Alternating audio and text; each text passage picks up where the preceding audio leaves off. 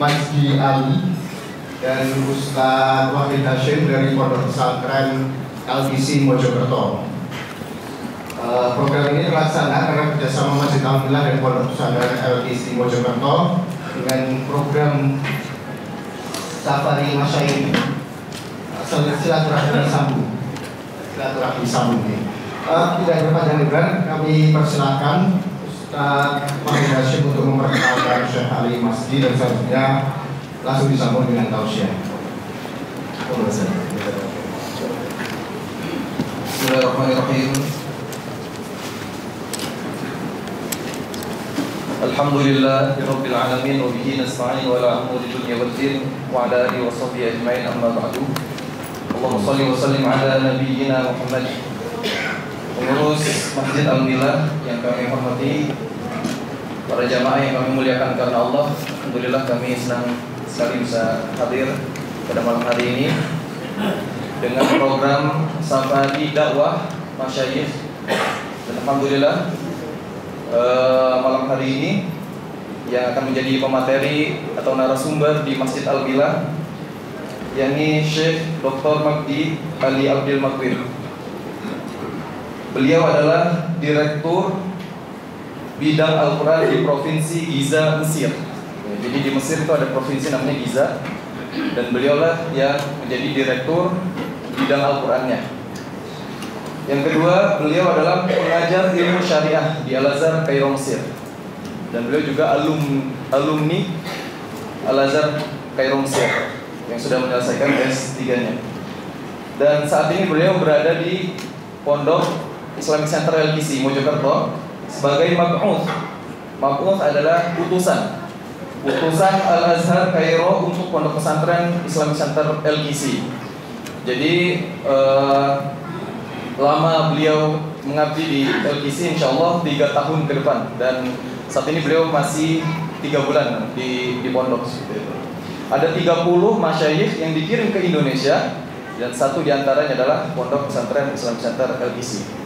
Dan yang di sebelah kanan ini ada Ananda Bahi Alkoh Mujahidin. Beliau adalah santri kelas 10 atau 1 SMA Pondok Pesantren Islamic Center LPC asal Lamongan, dan insya Allah beliau yang akan menjadi penterjemah. Dan alhamdulillah kita sudah keliling juga di masjid-masjid, dan insya Allah kita besok pagi akan lanjut ke Masjid Darussalam Terpodok, terus di kajian Semeru PPLG. Ya, alhamdulillah malam hari ini bisa hadir bersama para jamaah Masjid Al-Billah. Mungkin demikian yang bisa kami sampaikan, kurang lebihnya mohon maaf. Assalamualaikum warahmatullahi wabarakatuh.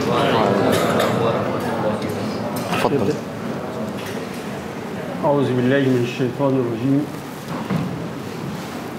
أعوذ بالله من الشيطان الرجيم. بسم الله الرحمن الرحيم. الحمد لله رب العالمين، والصلاة والسلام على المبعوث رحمة للعالمين وعلى آله وصحبه أجمعين. بداية السلام عليكم ورحمة الله تعالى وبركاته. وعليكم السلام ورحمة الله وبركاته. أولا إني أحبكم جميعا في الله عز وجل، لأن بيننا رحم مقطوعة، هي رحم آدم وحواء عليه الصلاة والسلام.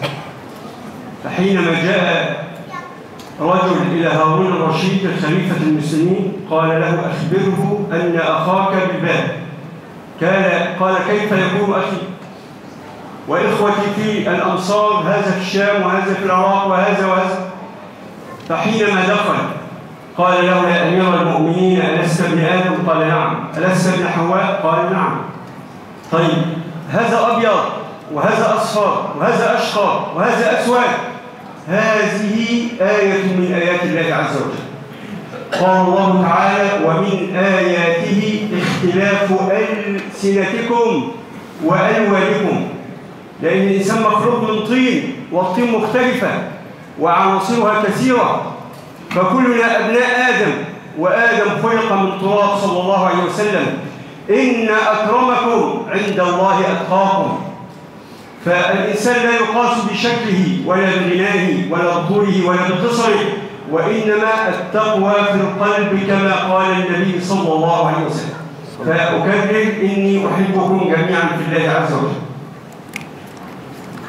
Bismillah, alhamdulillah, wassalatu wassalamu ala rasulillah, amma ba'du. Beliau Syekh Majdi Ali menyatakan kepada panjenengan semua yang hadir malam ini bahwasanya inni uhibbukum fillah, bahwasanya saya mencintai kalian semua di dalam Allah Subhanahu wa taala, karena Allah Subhanahu wa taala. Karena apa? Beliau mengatakan bahwasanya di antara kita semua yang hadir pada kali ini itu terdapat hubungan silaturahim, terdapat hubungan persaudaraan. Dan beliau pun mengisahkan bahwasanya dulunya ketika masa pemerintahan Khalifah Harun ar-Rasyid, datang seseorang mendatangi beliau lalu mengatakan, "Wahai Khalifah, aku saudaramu." Maka Khalifah ini tidak percaya, mengatakan bahwasanya bagaimana bisa engkau merupakan saudaraku. Lalu lelaki ini mengatakan, "Bukankah kamu adalah anak dari Nabi Adam?" Maka Khalifah mengatakan, "Ya." Lalu lelaki ini bertanya lagi, "Bukankah kamu juga keturunan dari Sayyidatina Siti Hawa?" Maka Khalifah mengatakan, "Iya." Maka lelaki ini mengatakan, "Kita adalah saudara karena bapak kita sama dan ibu kita sama." Alhamdulillahirabbil alamin. Kita semua di sini diciptakan oleh Allah Subhanahu wa taala berbeda-beda. Ada yang memiliki kulit yang beragam, ada yang putih, ada yang coklat dan yang lain-lain, dan berasal dari suku bangsa yang berbeda. Tapi karena perbedaan inilah, ini merupakan suatu ayat, merupakan suatu pertanda dari kebesaran Allah Subhanahu wa taala, yaitu menciptakan kita berbeda-beda. أيها الأحبة، محاضرة اليوم بعنوان المذاهب الفقهية وتطبيقاتها. هل أنا شافعي أم مالكي أم حنبلي أم حنفي؟ ما هذا الأمر؟ ألسنا جميعا مسلمين؟ نعم. هل الأئمة جميعا متفقين على أصول الشريعة وأركان الشريعة؟ فلم يقل أحد بأن صلاة الفجر 3 ركعات، أبدا، هي ركعتين. الظهر 4، العصر 4، العشاء 4، المغرب 3. هذه أصول الدين. بل إن القرآن قال وأقيموا الصلاة، لم يحدد عدد الركعات، ولكن جاء رسول الله صلى الله عليه وسلم وقال صلوا كما رأيتموني أصلي، فنحن نصلي اقتداء بالنبي صلى الله عليه وسلم. والزكاة وأقيموا الصلاة وآتوا الزكاة، لم يوضح القرآن ما المقدار الواجب في الذهب، في الفضة، في النقود، في التجارة، وإنما السنة النبوية هي التي وضحت ذلك. فلم يقل أحد أبدا من الأئمة أن القتل حلال، أو السرقة حلال، أو الزنا حلال، أو الربا حلال، أو أكل أموال الناس بالباطل حلال. بالعكس، كل أولئك قالوا بالحرمة، لم يقل أحد بحل أبدا. فكلهم، كل الأئمة جميعا متفقين على أصول الشريعة وأركان الإسلام الخمسة: الصلاة والزكاة والصوم والحج، كل بشروطه. نشر عشان كتشهر. Insyaallah beliau Syekh Majdi akan menyampaikan tausiah yang bertema tentang mazhab fikih. Kita semua di sini sepakat bahwasanya kita sama-sama umat Islam. Tetapi ada yang bermazhab fikihnya itu Hambali, atau ada yang Hanafi, Maliki, Syafi'i dan lain-lain. Tetapi dengan perbedaan ini sebenarnya para imam Syafi'i dan lain-lain, mereka semua, beliau semua tidak berbeda pendapat kecuali di hal-hal yang kecil. Seluruh mazhab ini tadi tidak ada yang memperdebatkan tentang rakaat sholat, tidak ada yang memperdebatkan apa yang harus dizakatkan. Mengapa? Karena sesungguhnya perbedaan di dalam mazhab para jamaah itu hanya di hal-hal yang kecil, hal-hal yang cabang. Sedangkan yang pokok seperti arkanul Islam, rukun-rukun Islam yang jumlahnya 5, para ulama fikih seluruhnya sepakat bahwasanya tidak ada perbedaan pendapat. Seperti halnya dalam Al-Quran, Allah Subhanahu wa Ta'ala berfirman, wa aqimus shalah, dan tegakkanlah salat. Di sini Allah tidak mengatakan, tidak berfirman tentang berapa rakaat. Tapi di sini para jamaah, Rasulullah menjelaskan, oh, salat subuh 2 rakaat. Tidak ada para ulama fikih yang berbeda pendapat tentang 2 rakaat ini. Begitu juga tentang zakat. Ketika Rasulullah menjelaskan yang dizakati adalah emas, perak, mereka semua, beliau semua para ulama fikih yang bermadzhab-madzhab, mereka semua tidak ada yang berbeda pendapat. النبي صلى الله عليه وسلم وضح أصول الشريعة العامة والسنة والقرآن وحدة واحدة، فكلاهما يكمل أحدهما الآخر. فهناك سنة مفسرة للقرآن وسنة شارحة، بل إن القرآن نفسه في آيات نسخت حكما تطبيقا وبقيت تلاوة. فمثلا تحريم الخمر جاء على عدة أمور. أولا يسألونك عن الخمر والميسر قل فيهما اسم كبير ومنافع للناس. ثم بعد ذلك أنزل الله عز وجل تخفيفا على البشر، يا أيها الذين آمنوا لا تقربوا الصلاة وأنتم سكارى حتى تعلموا ما تقولون. ثم جاء التحريم القاطع، يا إنما الخمر والميسر والأنصاب والأزلام رجس من عمل الشيطان فاجتنبوه لعلكم تفلحون. فهنا التشريع على مراحل. كذلك أيها الأحبة الفهم، إنما الأصول 95% لم يقع فيها خلاف أبدا. أين وقع الخلاف ومتى؟ هذا ما سنعرفه بعد أن ينتهي بالي من التمرين. Beliau Syekh Majdi menjelaskan bahwasanya Al-Quran dan As-Sunnah kedua-duanya itu saling melengkapi, jadi tidak berbeda satu sama lain. Ada beberapa ayat Al-Quran yang dijelaskan dengan sunnah, dengan hadis. Begitu juga sebaliknya. Salah satunya adalah ada beberapa ayat yang dimana secara hukum sudah tidak berlaku lagi, sudah tidak dijadikan sebagai dalil lagi dengan datangnya ayat yang lain. Contohnya yaitu tentang ayat pelarangan minum khamr. Pada awalnya para sahabat menanyakan hal ini kepada Rasulullah, maka datanglah ayat yas'alunaka 'anil khamri wal maisir. Yaitu artinya mereka semua menanyakan kepadamu Rasulullah tentang khamr dan maisir, tentang minuman keras dan juga perjudian. Maka apa?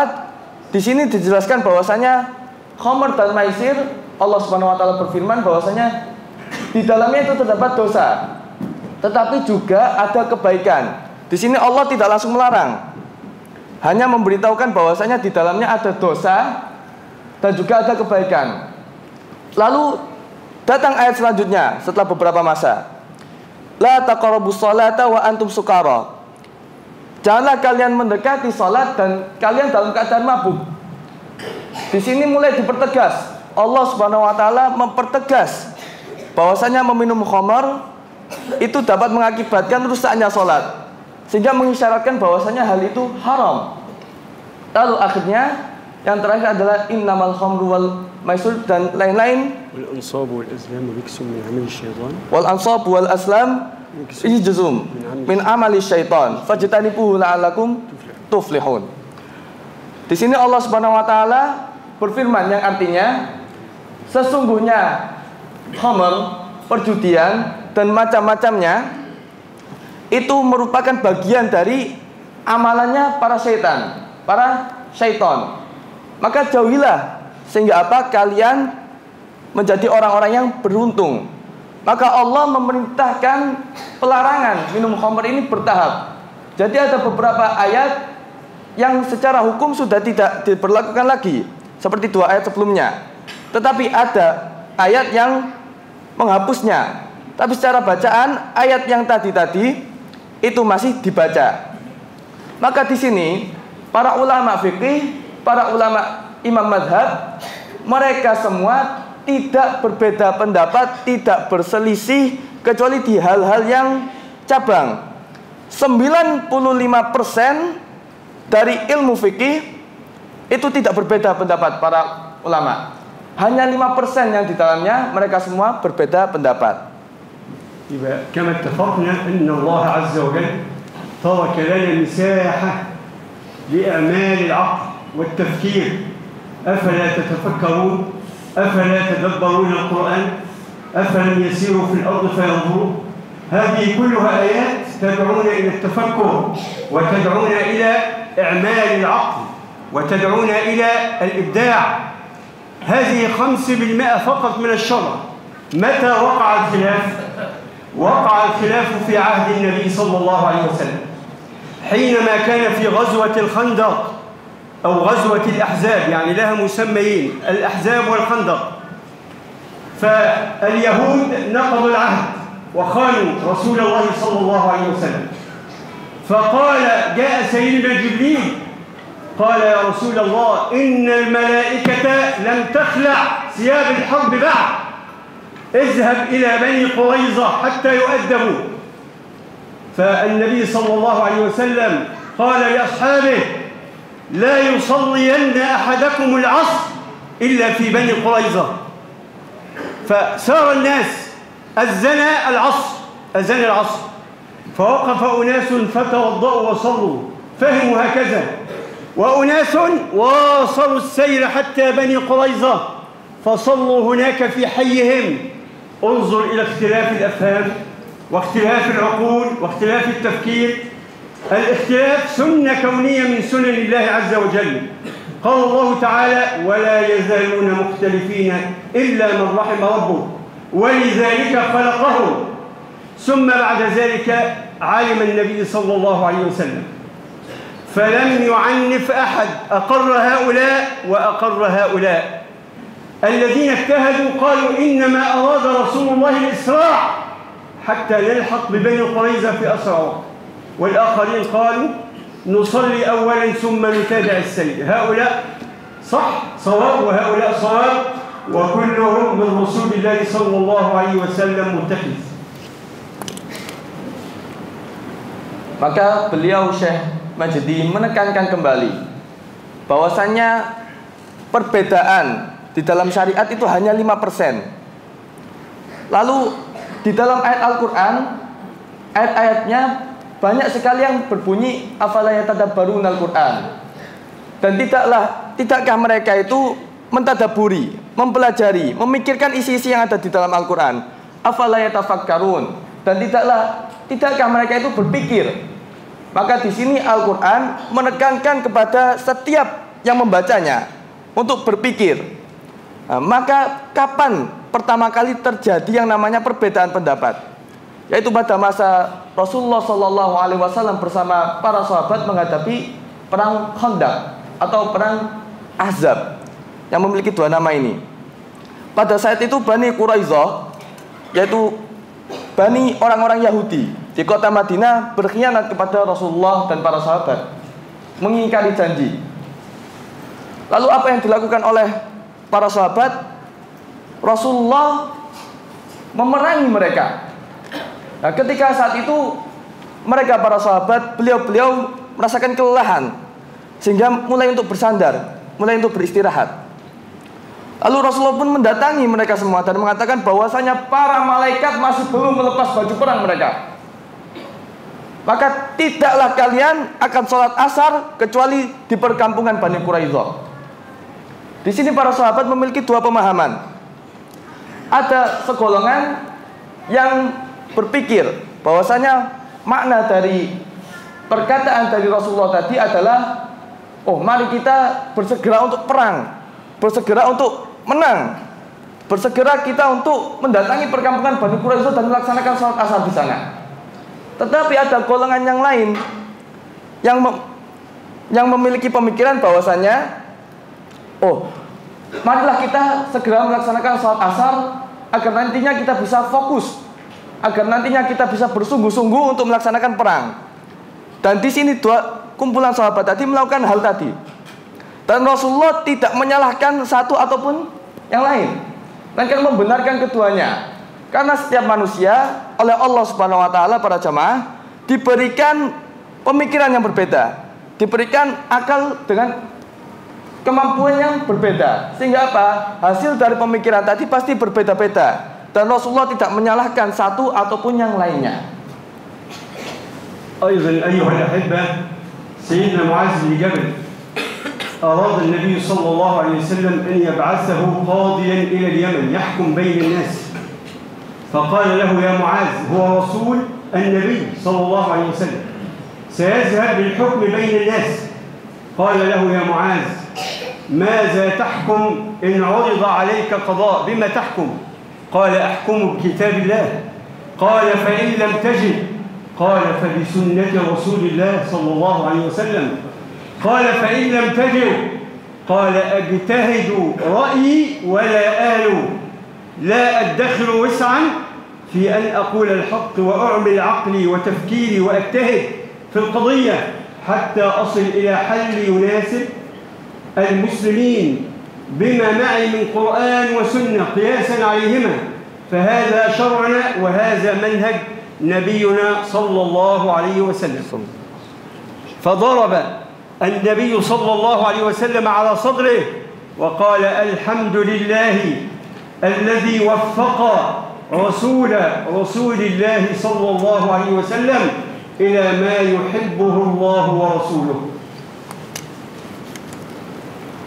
Beliau Syekh Majdi menceritakan suatu kisah bahwasanya dulunya Rasulullah Sallallahu Alaihi Wasallam mengutus sahabatnya yaitu Muaz untuk menjadi seorang qadhi atau seorang hakim di suatu daerah. Maka sebelum diutus, Rasulullah bertanya kepada sahabat Muaz radhiyallahu anhu, dengan apa engkau akan menghakim? Dengan apa engkau akan mengambil hukum? Lalu sahabat Muaz berkata, dengan kitab Allah, dengan Al-Quran. Lalu Rasulullah menanyai sahabat tadi, dan jikalau engkau belum menemui di dalam Al-Quran, maka sahabat Muaz radhiyallahu anhu mengatakan, maka aku mencarinya di hadis, yaitu mencari dari perkataan Rasulullah. Lalu ditanya lagi, dan jikalau engkau masih belum menemukan dari keduanya, maka sahabat Muaz radhiyallahu anhu mengatakan, aku akan berijtihad, bersungguh-sungguh untuk mencari sebenarnya bagaimana hukumnya, sehingga apa? Sehingga didapatkan kebenaran, sehingga akhirnya kebenaran itu tidak tertutupi, sehingga terlihat mana yang benar. Maka ketika sahabat Muaz radhiyallahu anhu mengatakan hal ini, Rasulullah Shallallahu Alaihi Wasallam menepuk dada beliau dan mengatakan, alhamdulillah, segala puji bagi Allah yang telah menetapkan bagi Rasulnya seorang utusan yang berpegang teguh. هل اختلف الفقهاء للهوى أو لمجرد الخلاف أو الرأي؟ لا، هم علماء، واللغة العربية مفرداتها وألفاظها متعددة. فمثلا حينما أقول رأيت عين، العين يمكن أن تكون عين مياه، ويمكن أن تكون عين إنسان، ويمكن أن تكون جاسوسا. وحينما أقول مثلا فلان يشبه فلان، فلان يقاس بفلان، فلان يناظر فلان، فلان يقاس بفلان، كل هذه ألفاظ عربية مترادفة تؤدي نفس المعنى. فحينما يقول الله عز وجل: والمطلقات يتربصن بأنفسهن 3 قروء، ما القرء في اللغة العربية؟ القرء لغة الطهر، ولغة أيضا الحيض، فهو الشيء ونقيضه، الشيء وضده. انظروا، فحينما أراد الإمام أبي حنيفة وأصحابه جمهور أن يحسبوا عدة المتوفى عنها المطلقة، قالوا أنها تعتد بالحيض، الحيض ثم الطهر ثم الحيض ثم الطهر ثم الحيض.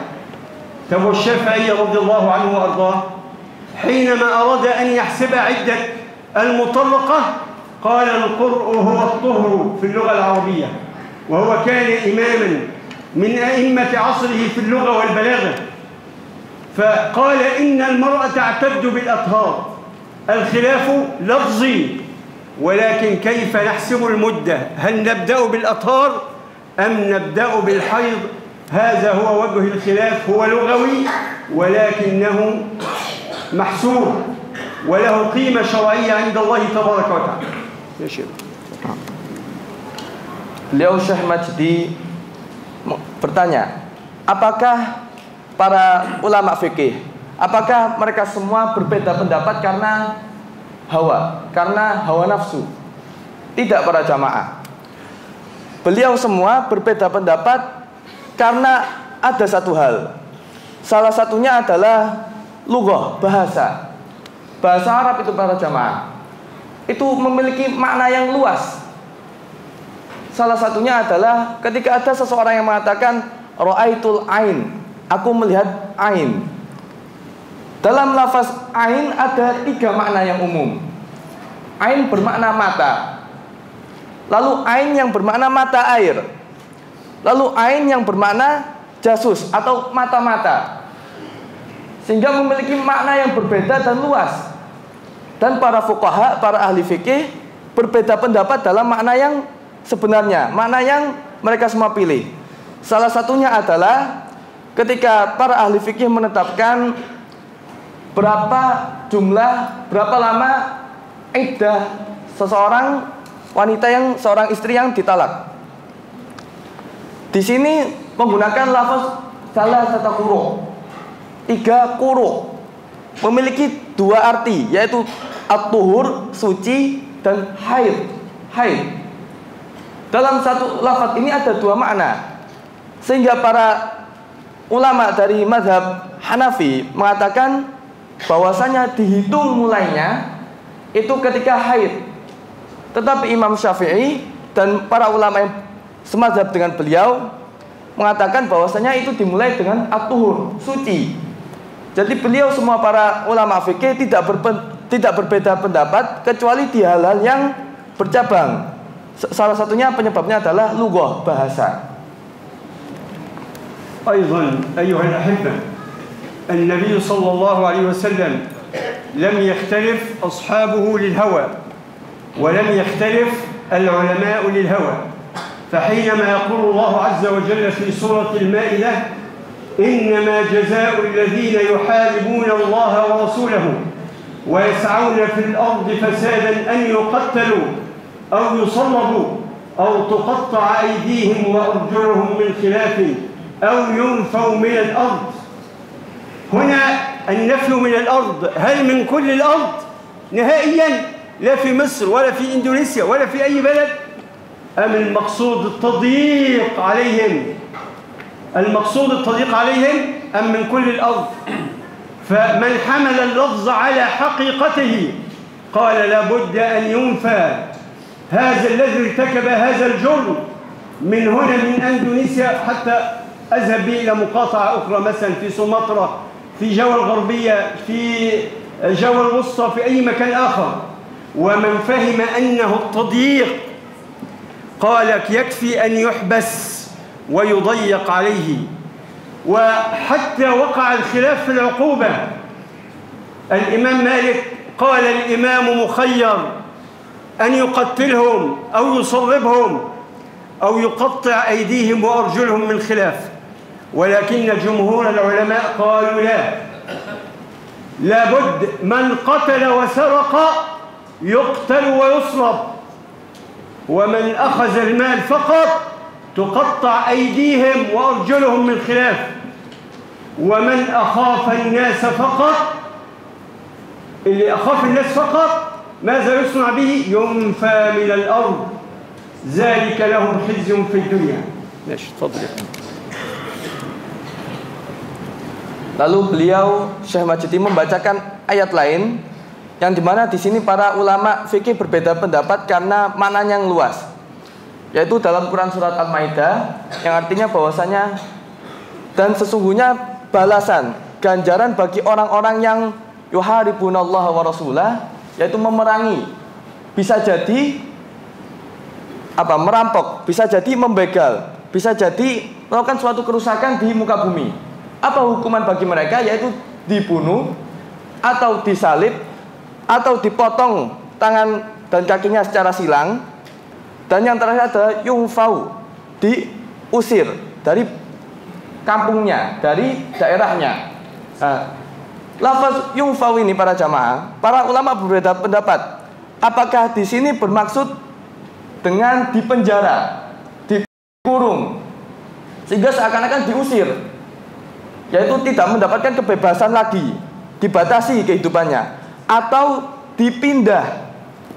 Contoh yang awalnya berbuat kerusakan di sini, yaitu membuat teror, meneror masyarakat, itu diusir ke Sumatera, diusir ke Jawa Barat, diusir ke Jawa Tengah atau ke tempat-tempat yang lain. Nah, di sini para ulama fikih mereka semua berbeda pendapat tentang makna sebenarnya, sehingga syariat di sini berbeda hanya di kalimat yungfau, sedangkan yang hal-hal yang lain tidak berbeda pendapat. أيضا أيها الأحبة لمس المرأة بغير حائل ينقض الوضوء عند الشافعية، وعند المالكية اشترطوا أن يلمس بشهوة، وعند الأحناف قالوا لا ينقض الوضوء. لماذا؟ اختلفوا أيضا في اللفظ اللغوي. قال الله تعالى أو لامستم النساء فلم تجدوا ماء فتيمموا. هل اللمس تاتش مجرد اللمس أم أنه لمس أي المعاشرة في الحياة الزوجية؟ هذا وقع الخلاف بينهم. فمن قال إن اللمس على المجاز في هذا الأمر قال إنه يقتصر على المعاشرة الزوجية، وأن اللمس خفيف كده أو يعني بدون قصد لا ينقض الوضوء. والمالكية فرقوا بين اللمس بشهوة واللمس بعدم شهوة. أما الإنسان لو تعامل مع المحارم الأم، الأب، الأخت، الخالة، العمة لا ينقض وضوءه لأنهم محارم. المقصود بنقض الوضوء حينما يكون اللمس لإنسانة يحل له الزواج منها. Beliau pun memberi contoh yang lain lagi, yaitu batalnya wudhu karena bersentuhan dengan wanita.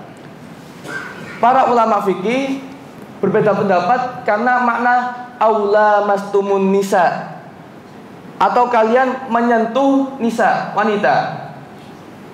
Para ulama Syafi'i, mazhab Imam Syafi'i mengatakan bahwasanya batal karena mereka semua mengambil makna menyentuh, benar-benar menyentuh. Tetapi Imam Hanafi mengatakan tidak. Mengapa? Karena beliau mengambil makna bukan hanya menyentuh, melainkan lebih, yaitu berinteraksi, yaitu interaksi suami istri. Tetapi Imam Maliki dan yang semazhab dengan beliau membagi dua. Batal karena menyentuh dengan syahwat, yaitu memiliki hawa nafsu untuk menyentuh. Tidak karena tidak menggunakan hawa nafsu, yaitu hanya sekedar menyentuh. الإمام الشافعي رضي الله عنه نفسه كان في العراق وكتب الفقه في العراق، وكأول من ألف في علم أصول الفقه. قواعد التي يبنى عليها الفقه وضعها الإمام الشافعي رضي الله عنه. فحينما سافر إلى مصر وجد عادات أهل مصر مختلفة عن عادات أهل العراق، فله مذهب قديم في العراق ثم مذهبا جديدا في مصر. هذا مذهب واحد ولم ينكر عليه أحد، هو يقول بالظاهر والأظهر والمشهور، وأصحابه تأدبا معه وحياء مع الإمام يقولون بالصحيح والأصح. هذا في المذهب الواحد. الخلاف وقع في المذهب الواحد، بل إن الإمام أبي حنيفة له أصحابه محمد بن الحسن الشيباني وزفر، هؤلاء اختلفوا في مرات مع الإمام، واحد منهم مع الإمام أو الاثنين خارج نطاق الإمام رضي الله عنه، ولم ينكر عليهم أحد، لأن التفكير والتعقل والتدبر هذا أمر طلبه الإسلام وحث عليه حتى نخترع وحتى نكون في علوم الدنيا والدين على حد سواء. Beliau pun menceritakan lagi bahwasanya ada hal lain yang mengakibatkan seorang ulama fikih itu berbeda pendapat. Salah satunya adalah uruf, kebiasaan, adat di masyarakat. Imam Asy-Syafi'i, beliau adalah orang pertama yang menetapkan kaidah-kaidah fikih. Pada masa beliau menetap di Irak, beliau berpindah ke Mesir dan menemui bahwasanya kebiasaan orang-orang Mesir dan orang-orang Irak itu berbeda.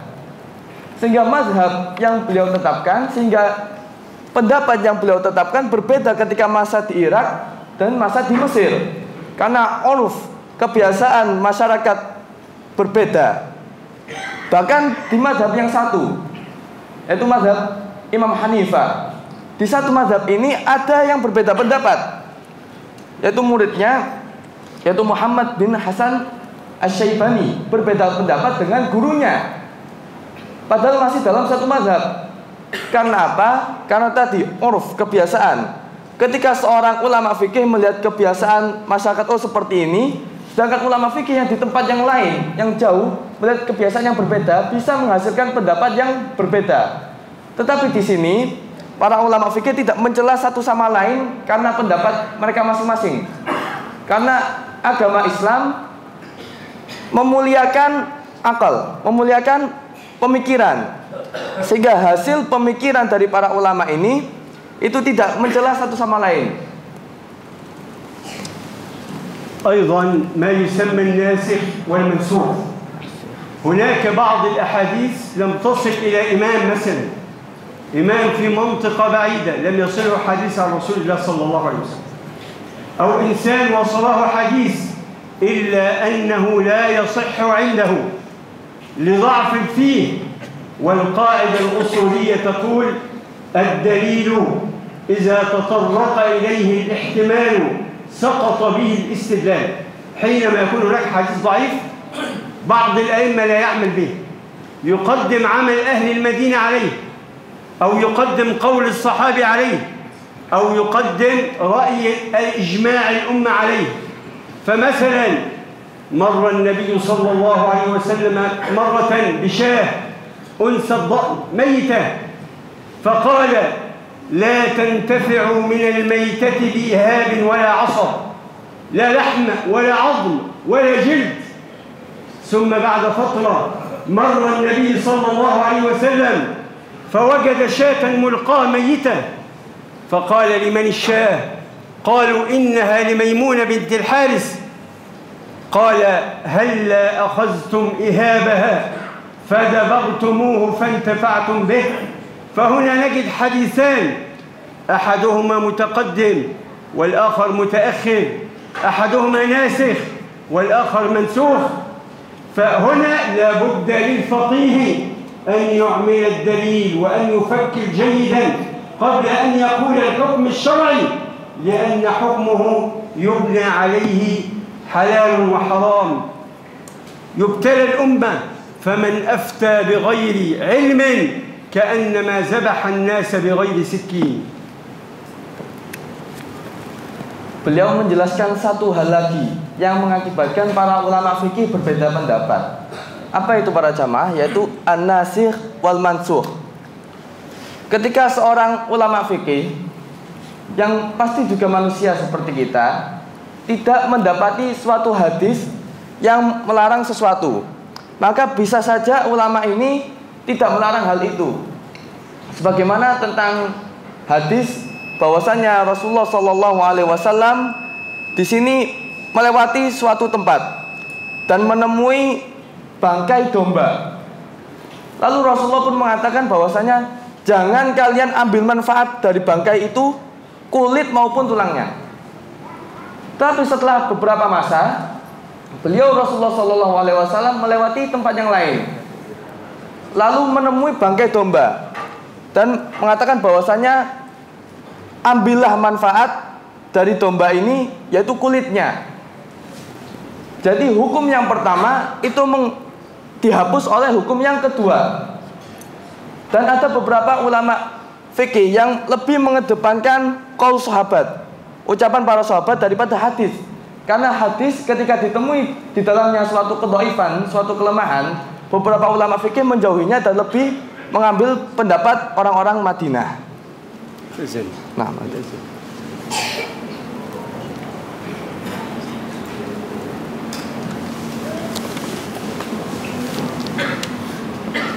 Allahu Akbar, Allahu Akbar.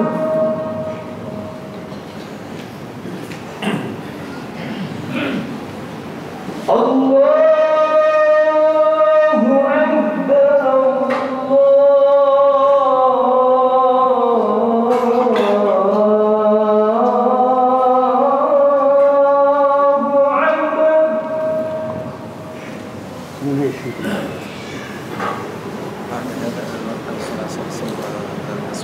أشهد أن لا إله إلا الله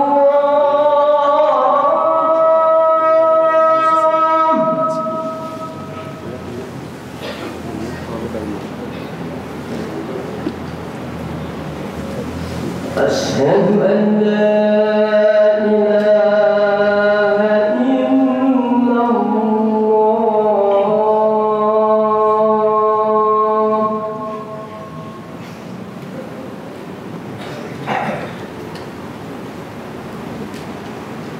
أشهد أن محمدا رسول الله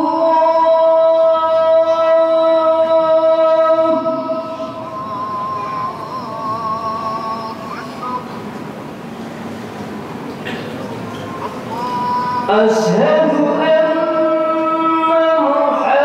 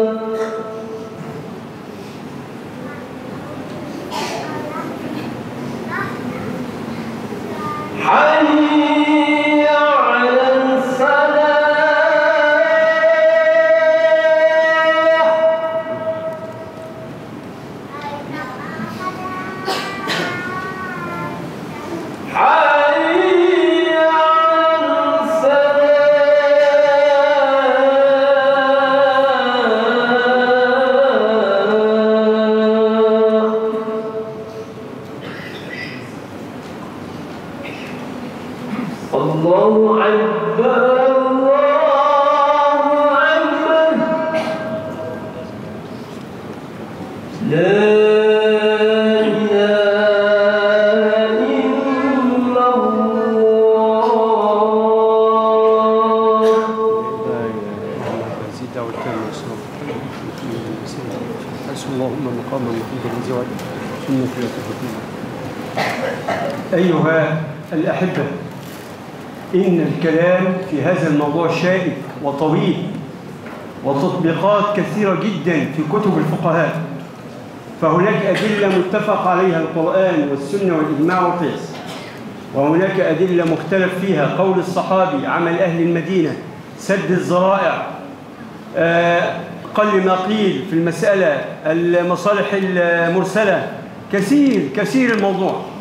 ولكن الخلاصة أنه لا يوجد عصبية، كلهم من رسول الله متخذ صلى الله عليه وسلم، لم يختلفوا للهوى، وإنما أرادوا مصلحة الناس وأرادوا التخفيف على الأمة، فهذه رحمة من الله عز وجل. اختلاف الفقهاء رحمة. فأنت تعقد ابنتك مثلا في المسجد، نسيت الصلاة، عند الحنفية جائز. لم تأتي بشاهدين، عند الإمام مالك جائز، ولكن لديه الإشهار، لابد من الإشهار. عند الشافعي رضي الله عنه وأرضاه لابد في النكاح من ولي وشاهدي عدل. فهذه خلافات شكلية، ولكن كلهم أرادوا صالح المسلمين وأرادوا السعادة للأمة. فالخلاف لا أبدا يستدعي أن يكفر بعضنا بعض أو يخطئ بعضنا بعض، ولكن لا، كل العلماء من رسول الله متخذ صلى الله عليه وسلم، والكل مصيب وعلى صواب، لأنهم لم يختلفوا للهوى. أخيرا وليس بآخرا، جئت من مصر أحمل لكم تحيات فضيلة الإمام الأكبر شيخ الأزهر الأستاذ الدكتور أحمد الطيب، فهو يقرئكم السلام، وأنتم شعب محترم وطيب ومضياف، وأنتم يعني أرض مباركة باركها الله عز وجل. فإن شاء الله بعد ترجمة باهي من أراد السؤال فليطلب. Beliau menyampaikan kesimpulan dari semua yang telah beliau sampaikan dari tadi, bahwasanya sebenarnya tema perbedaan mazhab ini sangat luas dan sangat panjang, dan tidak mungkin bisa beliau selesaikan ketika mengisi majelis di sini saat ini. Jadi bagi para jamaah panjenengan sedaya yang ingin lebih memperdalam tentang hal ini, bisa membuka kitab-kitab para ahli fikih, yang insya Allah nanti ada yang namanya perbandingan mazhab. Lalu beliau di sini menyampaikan bahwasanya perbedaan mazhab itu merupakan rahmah. Perbedaan para ahli fikih, perbedaan umat manusia itu adalah rahmah dari Allah Subhanahu wa taala. Karena apa? Ketika di mazhab Imam Asy-Syafi'i, ketika seseorang melaksanakan nikah diwajibkan adanya wali dan juga 2 saksi. Jadi ketika dalam keadaan darurat kita tidak bisa mendapatkan wali, tidak bisa mendapatkan 2 saksi, dan kita harus menjalankan nikah, maka kita bisa menggunakan madhab yang lain. Jadi ini merupakan suatu rahmah para jamaah, bukan suatu hal yang seharusnya kita malah mengkafirkan satu sama lain, juga bukan hal yang malah kita mengakibatkan menyalahkan satu sama lain. Sebaliknya ini merupakan rahmah dari Allah Subhanahu wa taala. Maka beliau Syekh Majdi datang ke sini, beliau menyampaikan salam dari direktur dari Syekhul Azhar, yaitu Profesor Dr. Ahmad At-Tayyib. Beliau menyatakan bahwasanya panjenengan semua ini, masyarakat Indonesia merupakan bangsa yang menghormati, yang memiliki kehormatan, dan negeri kita ini merupakan negeri yang berkah, yang diliputi oleh berkah. Maka beliau Syekh Majdi menyampaikan salam Syekh Ahmad At-Tayyib kepada panjenengan semua yang hadir di majelis ini.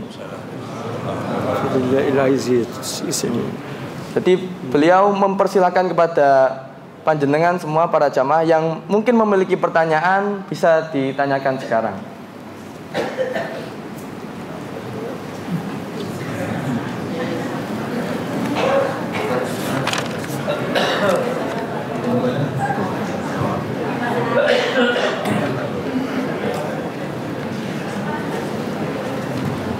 Assalamualaikum warahmatullahi wabarakatuh. Mohon maaf, saya akan bertanya secara singkat, namun ini adalah hal yang membingungkan ketika saya ingin melaksanakan suatu amalan yang baik, yaitu apakah boleh menggunakan lebih dari satu mazhab untuk sebuah amalan. Pendapat dari hal yajuz an yastamil yani akthar min madhahib fi amal. لا، الأخذ بالرخص من كل مذهب ما يروق لنا، هذا أخف وهذا أخذ منه الجانب الأخف وهذا أخذ منه الجانب الأخف.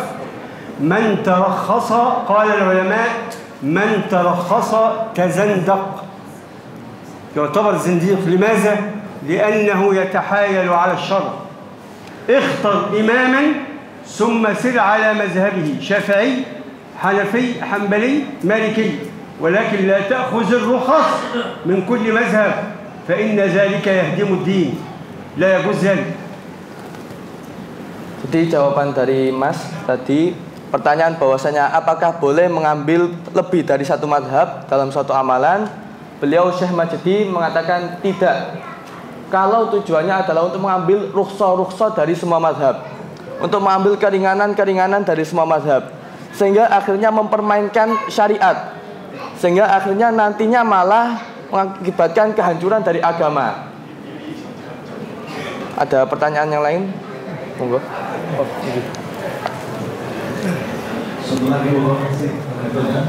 ini dari alumni Al-Azhar atau alumni Mekah Madinah, sepertinya ada beberapa perbedaan pendapat tentang tauhid atau tentang pemahaman tentang demokrasi atau kenegaraan. Apakah fatwa-fatwa pandangan dari Al-Azhar dan Madinah ini bisa disatukan atau enggak? هو يسأل هل يعني هناك يعني اختلاف من خروج الأزهر وأيضا من الخروج المدينة والمكة عن توحيد وعن يعني فكرة كالديمقراطية الجمهورية، وهل يجوز كل هذه الفتاوى يجمع في فتوى واحدة؟ تاني هو عايز يقول ايه بالظبط؟ يعني هل يجوز أن يجمع كل الفتاوى من خراج الأزهر وأيضا من المدينة والمكة عن التوحيد وأيضا عن الديمقراطية والجمهورية، هل يجوز؟ كل شيء جائز، ولكن الاختلاف. ولو شاء ربك لآمن من في الأرض كلهم جميعا أفأنت تكره الناس حتى يكونوا مؤمنين؟ لا، هذا إخوتي الاختلاف سنة. أنت على نطاق الأسرة الضيقة في البيت تجد أولادك مختلفين، أنت وإخوتك مختلفين، كل له رأي، كل له مشورة، كل له هوى. هذا الخلاف سنة كونية. يا ليت الأمة تتحد. النبي صلى الله عليه وسلم يقول: سألت ربي كذا فأعطاني، سألته كذا فأعطاني، سألته ألا يجعل بأس الأمة بينهم، فقال يا محمد لا، هذه سيكون بأس الأمة بينهم. فخط النبي صلى الله عليه وسلم خطا وسطا، ثم صنع خطوطا كثيرة، فقال: هذه سنتي ومن تبعني. وكل هؤلاء شردوا، هذا يسير هذا يسير هذا يسير شوية، هذا يصنع كذا هذا يصنع كذا، ولكن كل الأمة تريد الخير، كل يدعو إلى الله عز وجل بطريقته وبالوسيلة التي اختارها. أنت صواب وغيرك صواب، رأي غيري صواب يحتمل الخطأ، ورأي خطأ يحتمل الصواب، ولا يكفر أحدنا الآخر. نعذر بعضنا بعضا، يعذر بعضنا بعض فيما اتفقنا فيه، نتفق ثم إذا اختلفنا نعذر أو يعذر بعضنا البعض، ولا نتقاتل ولا نتشاتم ولا نختلف، لأننا في النهاية مسلمون. ومن أحسن قولا ممن دعا إلى الله وعمل صالحا وقال إنني من المسلمين. Jadi jawaban dari pertanyaan Bapak bahwa apakah boleh menyatukan fatwa-fatwa dari para alumni Al-Azhar maupun dari alumni Madinah tentang tauhid dan yang lain-lain, beliau Syekh Majdi menyatakan bahwasanya perbedaan pendapat itu merupakan suatu sunnah. Perbedaan itu merupakan ketetapan dari Allah Subhanahu wa taala. Jadi sering kita dapati dalam satu rumah pendapat anak-anak yang berasal dari orang tua yang sama itu berbeda-beda semua. Lalu beliau pun membacakan ayat bahwasanya yang artinya kalaulah Allah berkehendak maka seluruh yang ada di muka bumi ini akan beriman. Tapi nyatanya Allah tidak berkehendak seperti itu, malah menginginkan perbedaan. Lalu lanjutannya adalah apakah engkau memaksa para manusia untuk beriman?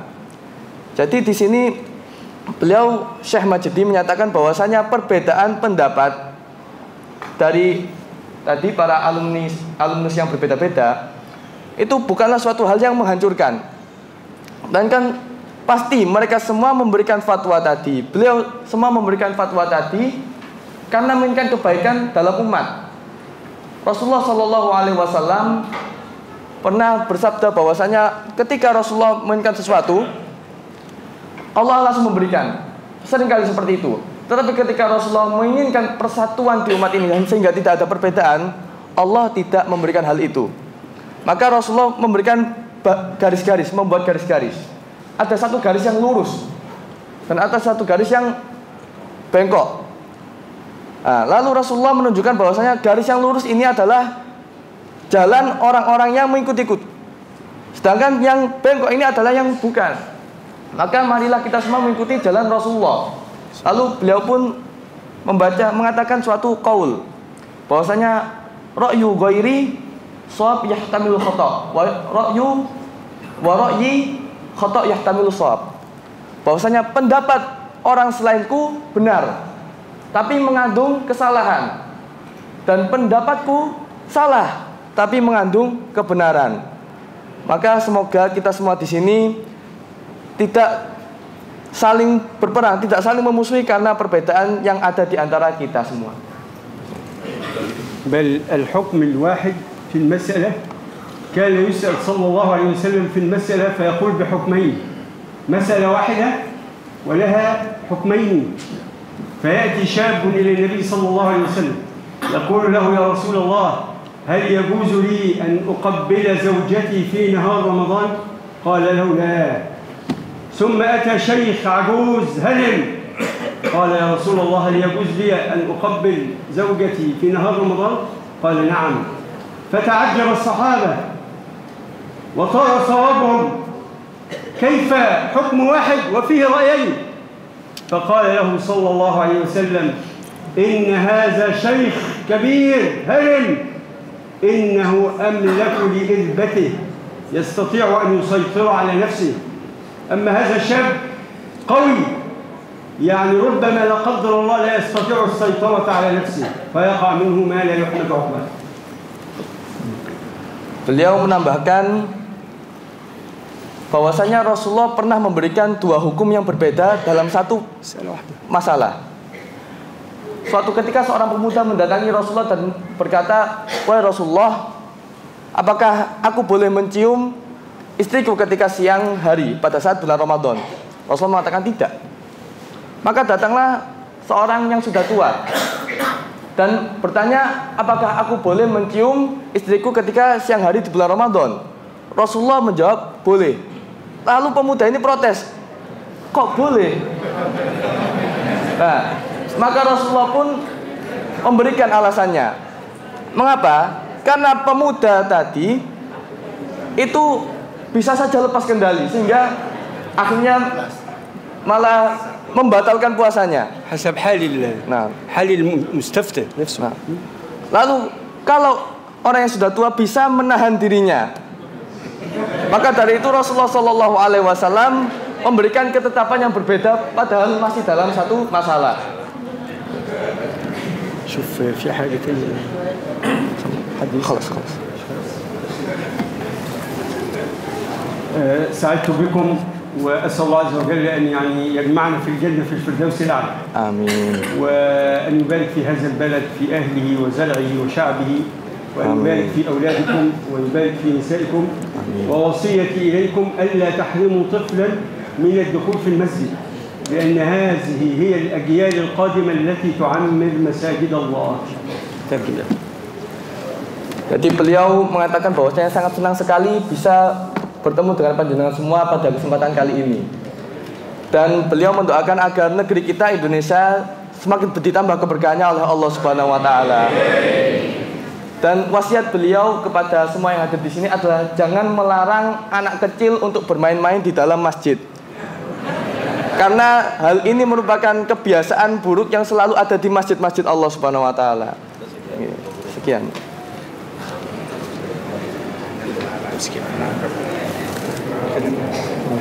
Sekian dari apa yang bisa saya terjemahkan dari ucapan beliau Syekh Majdi. Semoga semua dari kita diberikan manfaat dan keberkahan dari apa yang telah kita dengarkan kali ini.